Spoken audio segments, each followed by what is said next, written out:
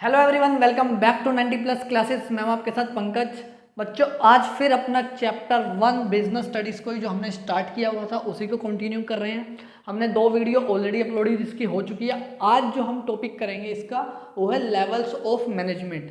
वैसे आपकी बुक में इससे पहले भी एक और टॉपिक है जो है नेचर ऑफ मैनेजमेंट, उसको बाद में करेंगे इसके नेक्स्ट वीडियो में, क्योंकि वो बहुत बड़ा टॉपिक है। आज ये छोटा सा टॉपिक बट इम्पोर्टेंट टॉपिक है और एक एमसीक्यू इसमें से आएगा आपका।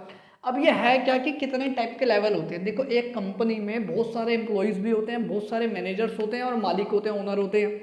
तो किन किन को मैनेजमेंट करना पड़ता है, किस टाइप का मैनेजमेंट करना पड़ता है, मतलब कौन क्या काम करता है। एक तरह से बेसिकली आप ये देख सकते हो। देखो, एक अंबानी भी है सबसे ऊपर, जो रिलायंस के मेन हेड हो गए।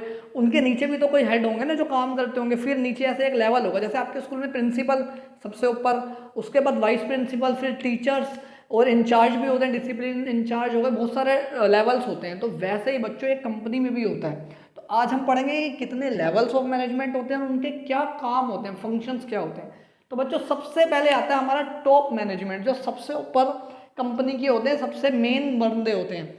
इनके अंदर एक तो क्वेश्चन किस टाइप का बनता है कि इसके अंदर जो एमसीक्यू बनता है कि वो कौन कौन से पर्सन है जो टॉप लेवल के अंदर आएंगे। तो कौन कौन आएगा? COO मतलब chief operation officer, CEO chief executive officer, CFO मतलब chief financial officer, CMO chief marketing officer, CFO ये सेम ही है, चीफ फाइनेंशियल वाला, या अगर अलग होगा तो मैं आपको बता दूंगा। MD मतलब मैनेजिंग डायरेक्टर, जैसे जो अपने अंबानी हैं वो रिलायंस के MD हैं। Then chairman, president and vice president, ये सारे लोग किसके अंदर आते हैं? टॉप लेवल के ऊपर। अब इनका फंक्शन क्या होता है, इनका काम क्या होता है? देखो, एक तो ये लोग ही फॉर्मुलेट करते हैं ऑर्गेनाइजेशन के गोल को, कि कंपनी आज से 5 साल बाद कहाँ पहुंचेगी, क्या हमारा एम क्या है।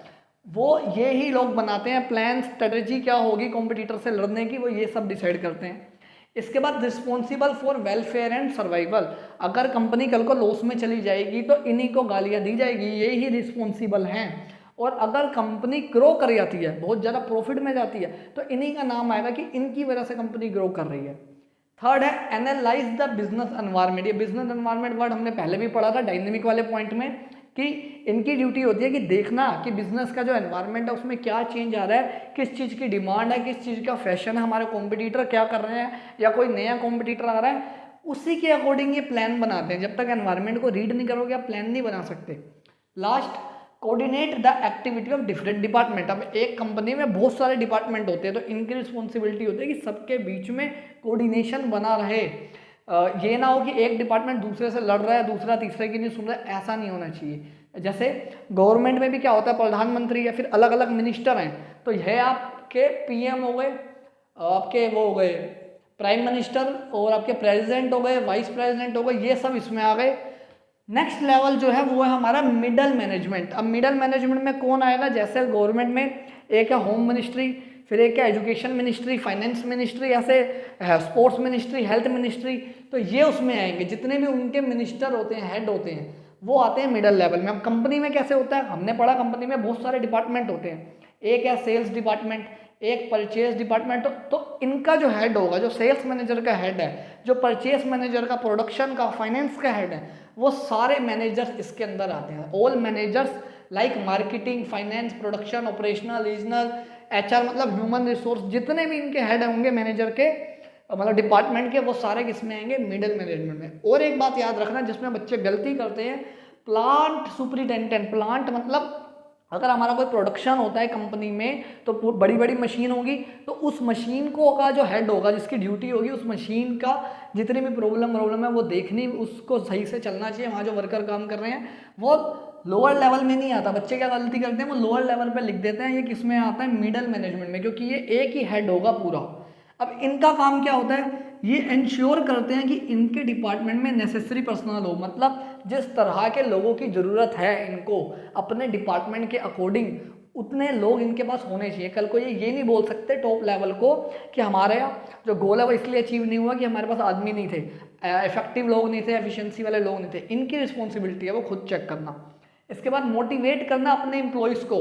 जिसका जो सा डिपार्टमेंट है वहाँ के जो एम्प्लॉयज़ हैं उनको मोटिवेट करना ताकि वो ऑर्गेनाइजेशन के गोल को अचीव करे, अच्छे से एफिशिएंटली अचीव करे। इसके बाद assign necessary duties and responsibility, यही लोग अपने डिपार्टमेंट में अलग अलग ड्यूटी लगाते हैं कि आप ये काम करोगे, आप ये काम करोगे, आप ये काम करोगे, और रिस्पॉन्सिबिलिटी भी यही देंगे कि अगर ये काम नहीं हुआ तो आप रिस्पॉन्सिबल हो। मतलब बेसिकली ये समझो कि अपने डिपार्टमेंट के ही है, हमको इनको अपना डिपार्टमेंट देखना है बस। इसके बाद कोऑपरेट विद अदर डिपार्टमेंट, ये बहुत इंपॉर्टेंट पॉइंट है कि इनको बाकी डिपार्टमेंट के साथ कोऑपरेट करके चलना है। अब इन दोनों में कंफ्यूज मत होना, यहाँ पे क्या टॉप लेवल को सारे डिपार्टमेंट को देखना है और इन्होंने बस अपने डिपार्टमेंट और जिससे इनका काम है उससे, जैसे अगर सेल्स वाले को ऑर्डर मिल रहा है, बहुत बड़ा ऑर्डर मिल रहा है, तो सेल्स वाला पहले प्रोडक्शन वाले से पूछेगा ना कि भाई बन पाएगा इतने टाइम में तभी मैं ऑर्डर लूँ। अगर सेल वाले ने बिना पूछे ऑर्डर ले लिया और प्रोडक्शन वाला बाद में कहता है मेरे से तो बनेगा ही नहीं, आपने एक दिन में 2 दिन में हाँ कर दी क्लाइंट को कि ऑर्डर मिल जाएगा, बट वर्कर्स तो गए हुए हैं स्ट्राइक पे, ये बन ही नहीं सकता। तो यहाँ पे मतलब इन्होंने कोऑपरेट नहीं किया एक दूसरे के डिपार्टमेंट में। अब आ जाओ आपका लास्ट लेवल जिसको हम सुपरवाइजरी, लोअर, ऑपरेशनल, तीनों नाम आ सकते हैं पेपर में, 3 नाम होते हैं। इसमें आते कौन है? फोरमैन, सुपरवाइजरी, और इनको एक और वर्ड बोला जाता है जिनको बोलते हैं फर्स्ट लाइन मैनेजर। अगर पेपर में आता है फर्स्ट लाइन मैनेजर तो वो इसी की बात कर रहा है, थर्ड लेवल की, हमारे जो सबसे नीचे होते हैं। ये कौन होते हैं? जो एक्चुअल में, अब जैसे मिनिस्ट्री है, मिनिस्ट्री एजुकेशन की है, ठीक है, अब एजुकेशन में एक हेड होगा, हमारे देश में जैसे स्मृति ईरानी जी हैं, तो अब उन्होंने भी आगे डिपार्टमेंट बांट रखा होगा कि भाई एक सीबीएसई का हेड बना रखा है, एक किसी एसओएल का बना रखा, ओपन से एक डीयू का बना रखा, मतलब ऐसे अलग अलग बांट रखा होगा।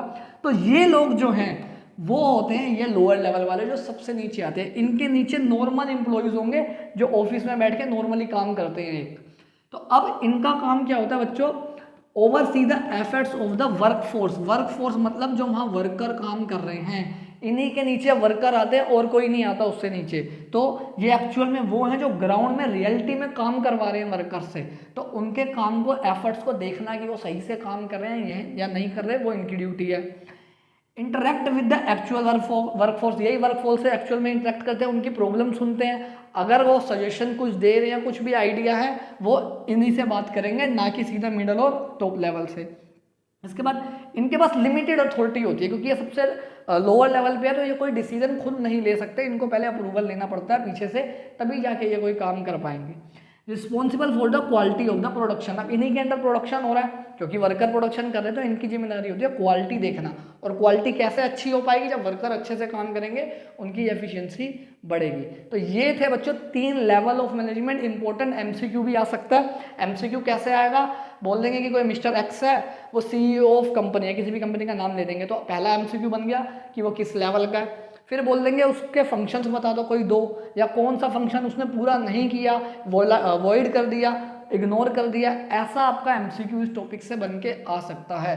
इजी टॉपिक है, याद रखना। बच्चे ये याद नहीं करते, बच्चे क्या कहते हैं, इनको इग्नोर कर देते हैं कि कौन कौन आता है, और इसी वजह से फिर उनका क्वेश्चन गलत होता है। तो इसको आपने अच्छे से करना है। अब बच्चों ये हो गया हमारा लेवल्स भी आज खत्म। नेक्स्ट वीडियो में करेंगे नेचर ऑफ मैनेजमेंट, जो कि बड़ा टॉपिक है और इम्पोर्टेंट है। 8 मार्क्स का मैं आपको पहले ही बता चुका हूँ, ये चैप्टर आपका 6 to 8 मार्क्स का है। तो मिलते हैं बच्चों नेक्स्ट वीडियो में। Thank you.